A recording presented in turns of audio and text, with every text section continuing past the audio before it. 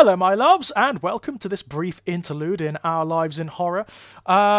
Really, all these are going to be our little, snippets of thought and consideration, little stray threads of fascination that are going to drive the main project.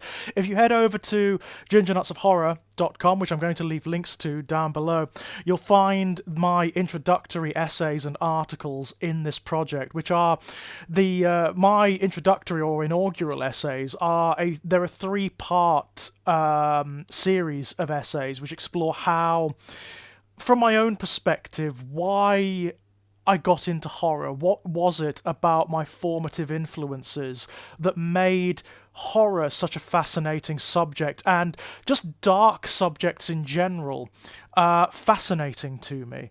That is an endless source of fascination in and of itself, influence and information.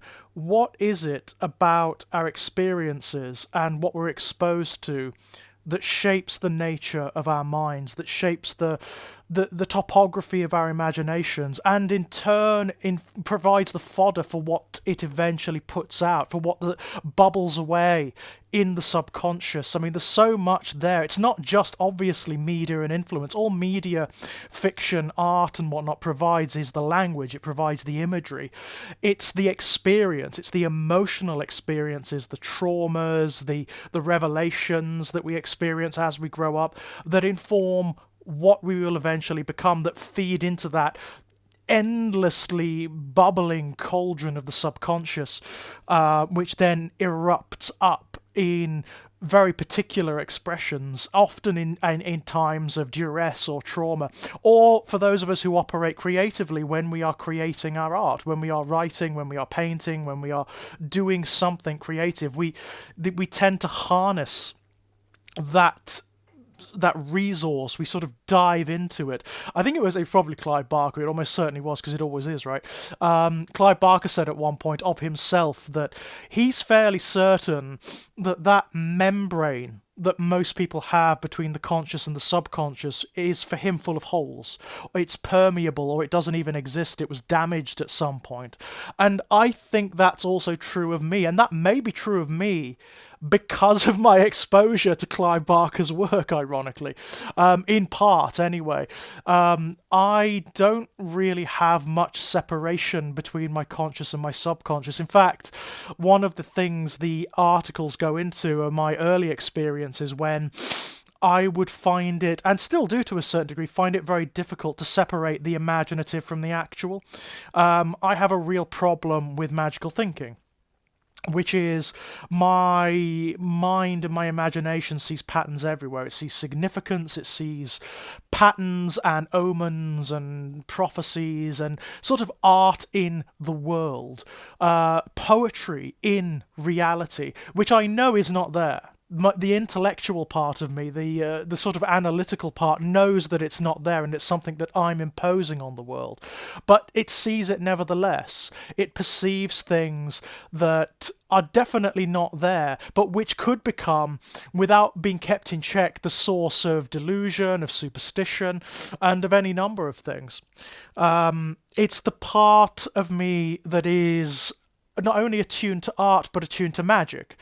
One of the things I absolutely adore is sympathetic magic, the ritual, the symbolism. I don't believe it's real, not for a second, but I love what it says about humanity. I love the notion of reality being manipulatable and sculptable, that somehow through passion and through the right conjunction of symbols and intention and will and inspiration, you can alter reality around yourself. That occurs in my fiction all the time, obviously, and it's something that does fascinate me, even though I don't believe in it. I mean, it's the oddest thing. Even though I don't believe it's real, I appreciate it as an expression of humanity more than as a functional thing. It's very peculiar in that regard. And as an art in and of itself, right, I appreciate what it does on an abstract level for us, in the same way I appreciate poetry and art and film and literature. It seems to me that what sympathetic magic and magic ritual in all of its various forms can do is it can alter the states of our minds and our perceptions, which in a very significant way does alter reality. We can, not in a hairy fairy magical sense, but in the sense that our operation within reality changes as a result, right? We can do things that we otherwise wouldn't be able to do, or we can access or perceive things that we wouldn't be necessarily be able to perceive or access as a result. And in that regard, there is some worth, there is some sort of functional worth if that's what you need to get through your day.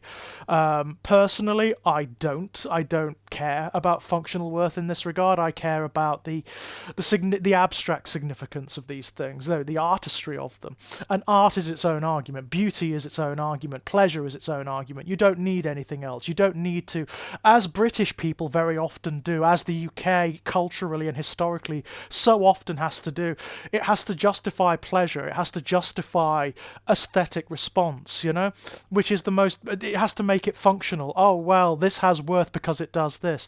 No, it's okay to just enjoy something. It's why the UK has such incredible problems with, like, acts of pleasure. Things like, for example, recreational drugs. It's so, to anyone with any degree of distance and objectivity, the UK standards, the cultural and legal standards on what are considered illegal recreational drugs and legal recreational drugs make no sense whatsoever. They are totally opposed to logic, to even to reason.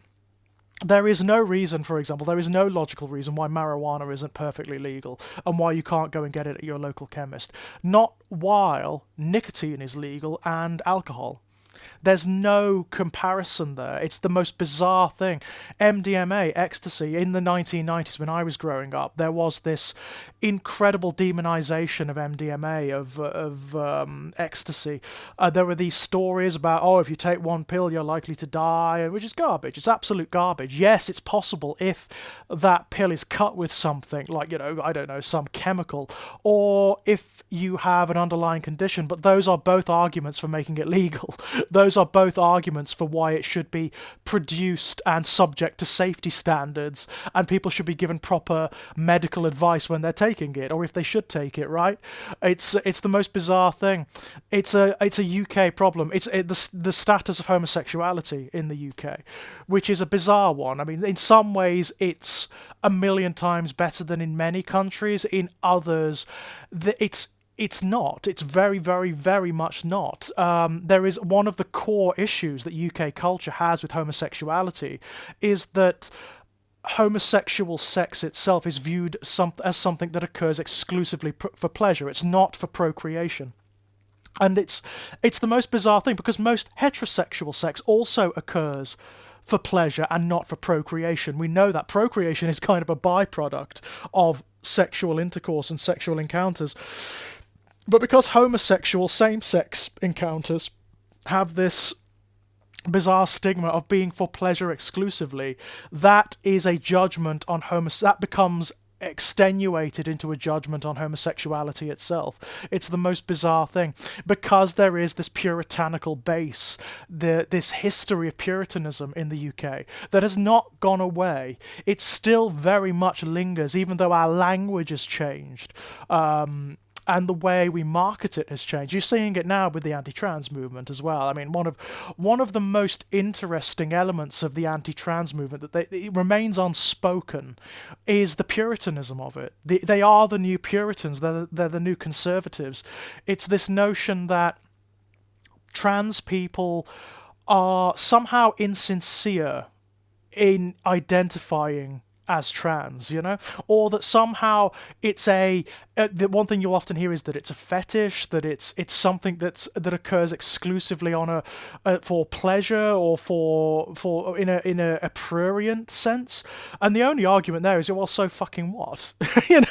So fucking what? Let's allow them the argument. Let's allow them that it's exclusively for pleasure. So fucking what? That's not an argument for you being a bigoted asshat about it, is it? Or for the incredible hatred and scorn that comes out of these quarters for trans people who are demographically, and if you bother to look at any kind of study, one of the most harmless demographics in existence.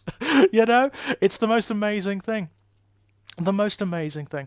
But anyway, we're getting well off track here, well off track. What I was talking about earlier, the way we are influenced by our experiences. I was thinking, I've just been out and about, and I was on my way home, and I was thinking about a very particular formative experience that I had, which was kind of late on, actually. I was at university, and I was in that period where I was discovering lots of new writers, lots of new creators who were really having an effect on my personality and my state of mind, my imagination. I'd already discovered Clive Barker, and I was well into him at that point. I'd read almost everything he'd ever done. I was reading through Stephen King. I was reading through Ramsey Campbell. I was reading through Edgar Allan Poe. I even picked up Lovecraft at that point, although I didn't like him very much at that point. That took a long time to get going for me. I picked up Shirley Jackson at that point. Just amazing, amazing writers, you know, who I'd never come across. Dostoevsky, I discovered Dostoevsky at that point and just fell in love with Dostoevsky. Herman Melville.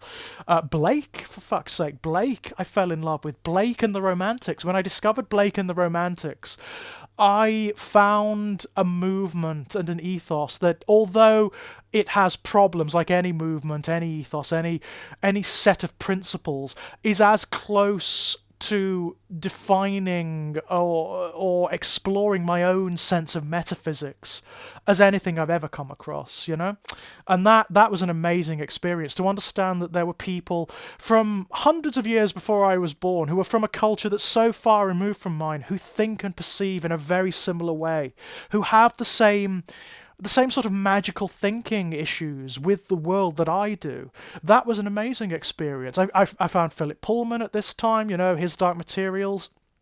But one that really, really affected me, and I mean it dropped into my world like an atom bomb, was Billy Martin, aka Poppy Z. Bright, as they were known back then.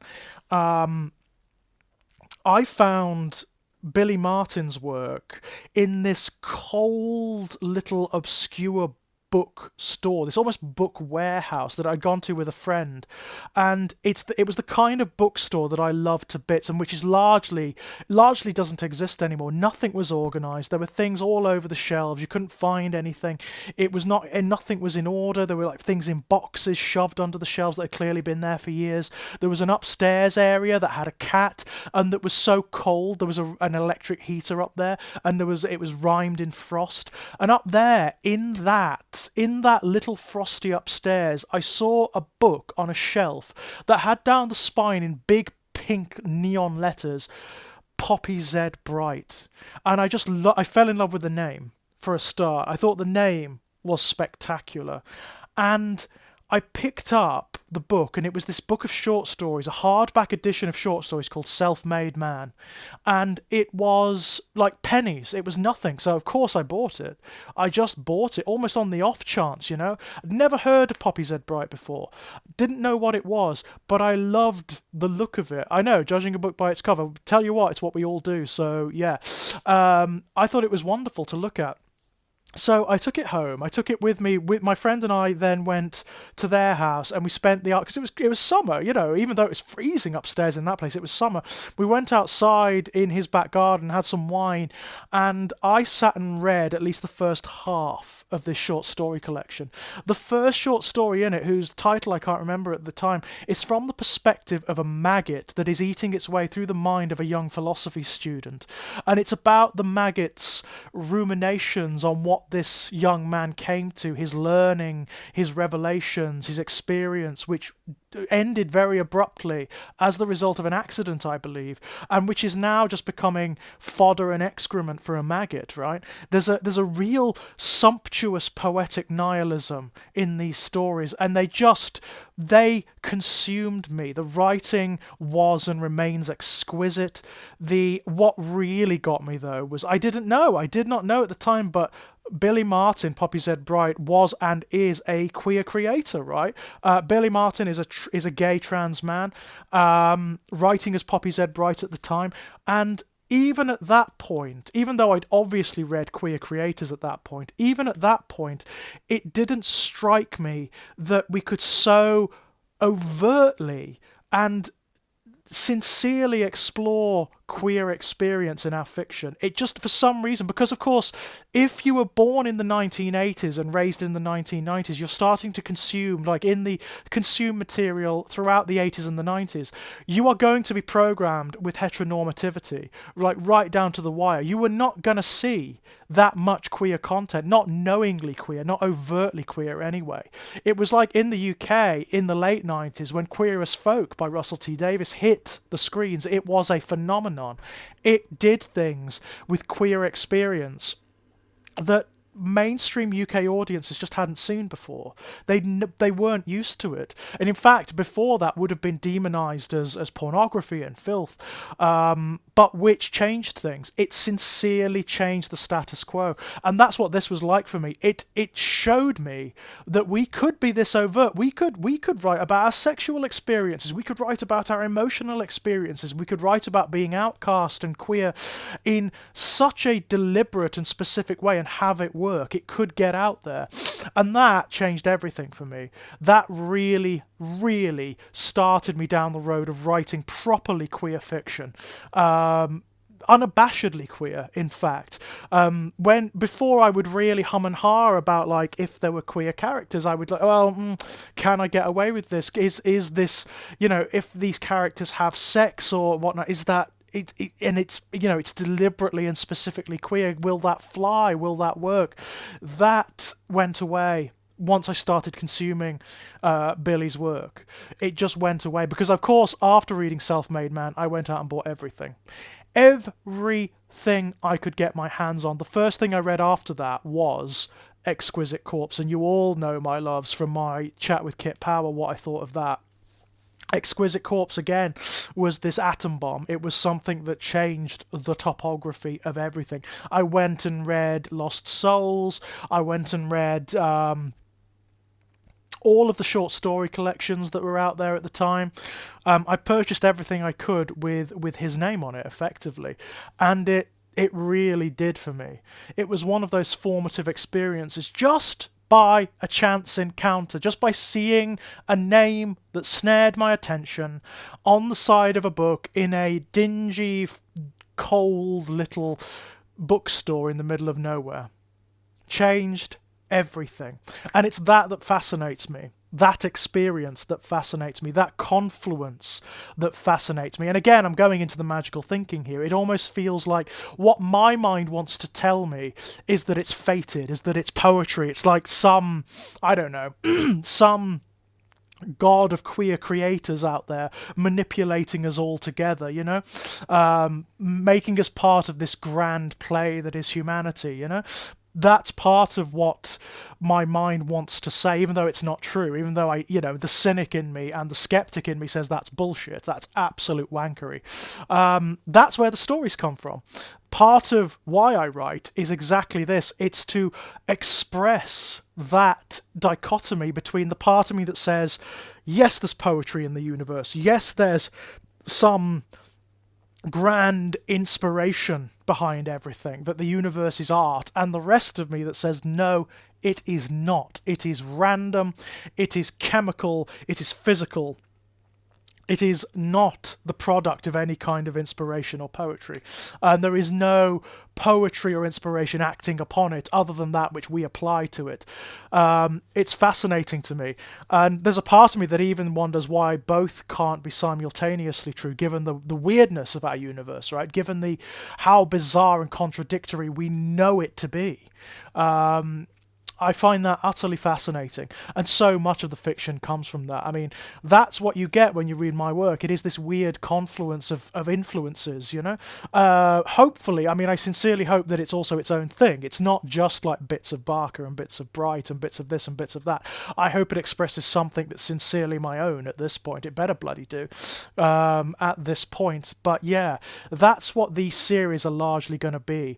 Of course, on this channel, exploring this with other creators, other people, and their experience of this very phenomena.